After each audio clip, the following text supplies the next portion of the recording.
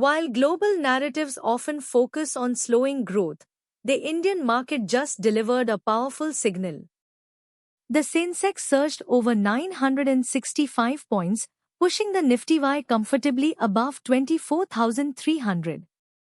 This wasn't a broad, indiscriminate rally, though. Institutional capital has clearly repositioned, creating a fascinating divergence right before our eyes.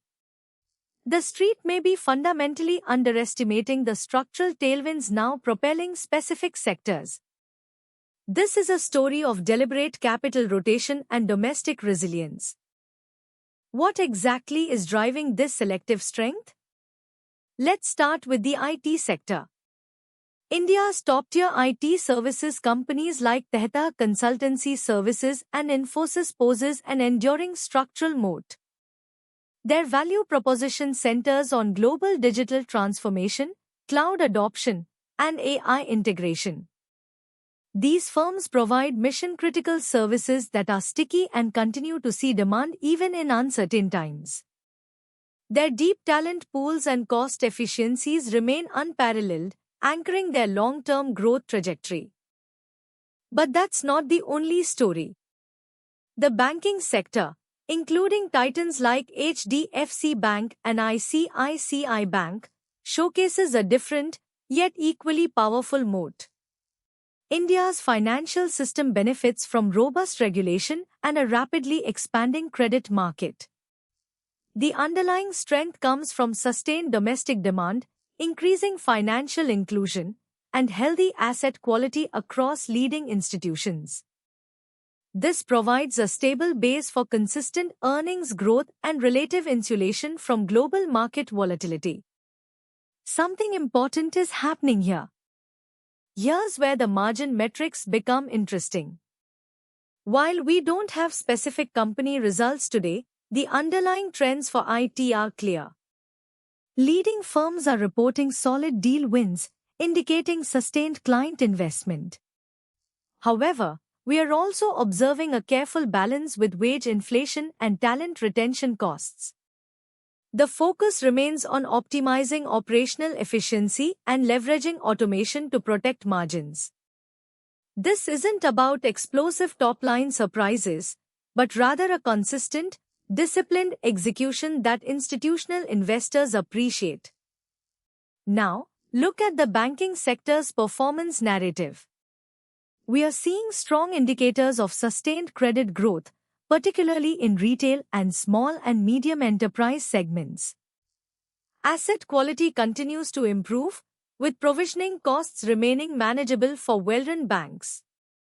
The key driver here is healthy net interest margin expansion, supported by a favorable interest rate environment. This translates to solid earnings visibility and robust bottom-line growth. The market appears to be pricing in this fundamental strength quite effectively. The next signal comes from management's capital allocation and strategic priorities. For IT leaders like Tata Consultancy Services and HCL Tech, the commentary consistently emphasizes long-term client partnerships and investment in next-gen technologies. They are prioritizing strategic acquisitions that bolster capabilities in AI, cybersecurity, and cloud services. This forward-looking approach ensures continued relevance and competitiveness, focusing on sustainable growth rather than chasing short-term revenue spikes. It's about deepening the moats. For banks, management commentary from institutions like State Bank of India and ICICI Bank highlights a robust playbook focused on digital transformation and expanding their retail footprint. They're investing heavily in mobile banking apps and analytics to enhance customer experience and drive efficiency. Capital allocation remains disciplined, with a strong emphasis on maintaining adequate capital buffers and optimizing risk-weighted assets. This strategy supports continued market share gains and reinforces their leading positions. They are playing for the long game.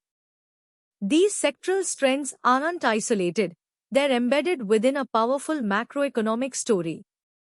India's robust GDP growth, driven by strong domestic consumption and government infrastructure spending, provides a crucial policy tailwind.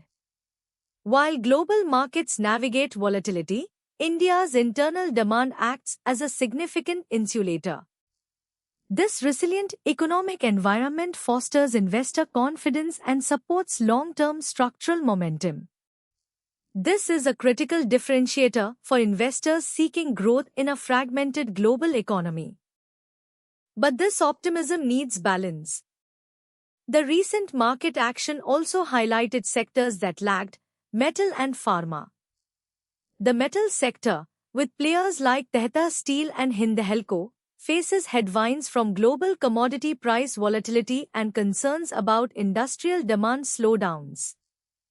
Pharma, represented by companies like Sun Pharmaceutical and Dr. Reddy's Laboratories, grapples with regulatory scrutiny, pricing pressures in key markets, and increased R&D costs.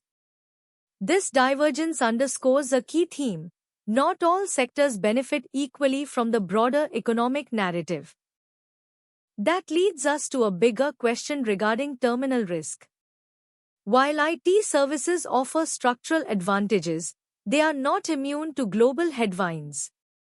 A significant slowdown in key Western economies, particularly the US and Europe, could temper demand for outsourcing services. Protectionist trade policies, currency volatility, and increased geopolitical tensions also pose vulnerabilities.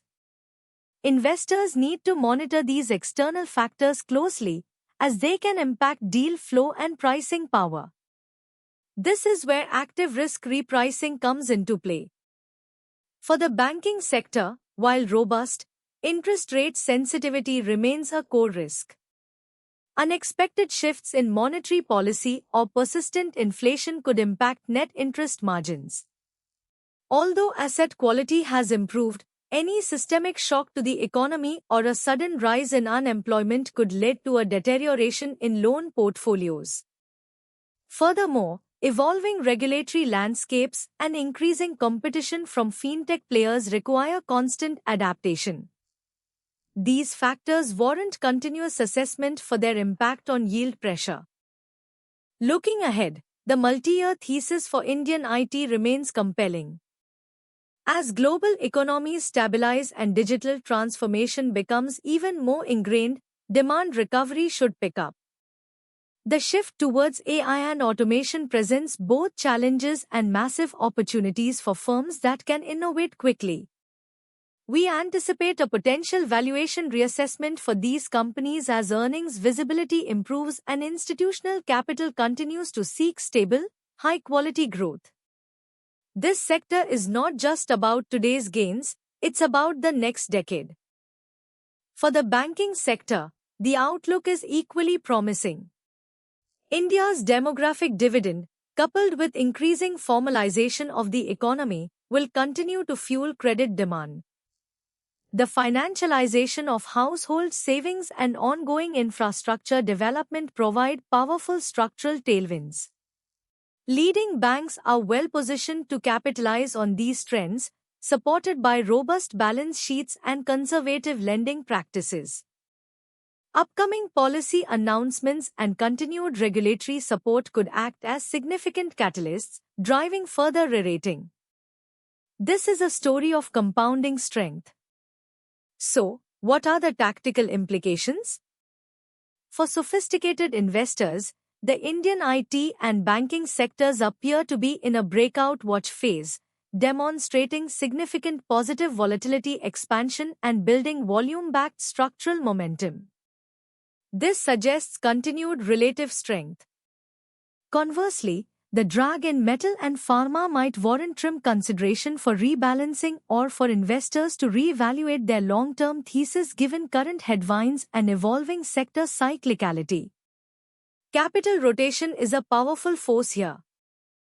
Today's market movements in India are more than just daily noise, they signal a fundamental shift in institutional capital allocation. Understanding these underlying structural dynamics is key to positioning your portfolio effectively. Don't just react to headlines, dig deeper with us. For more institutional grade analysis and to stay ahead of these critical market shifts, make sure you like this video, share it with your network, and subscribe to SR Money News IN. Hit that notification bell so you don't miss our next deep dive. Thank you for watching.